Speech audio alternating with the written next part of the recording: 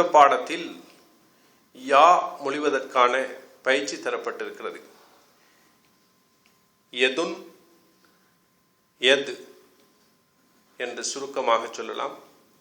சேர்த்து வாசிக்கும் பொழுது எதுன், நிறுத்தும் பொழுது எத், கை. மசாயிஃப், மசாயிஃப் கோடை காலத்தில் உல்லாசமாக கழிக்கும் இடங்களுக்கு மசாயிஃப் என்று சொல்லப்படும். அதனுடைய ஒருமை மசீஃப். இங்கு மசாயிஃப் என்று வந்திருக்கிறது.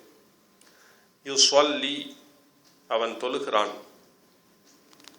சியூஃப் வாட்கள். சைஃப் என்றால் ஒருமை வாள், சியூஃப் பன்மை சொல் வாட்கள். யஷ்வி பொரிக்கிறான்.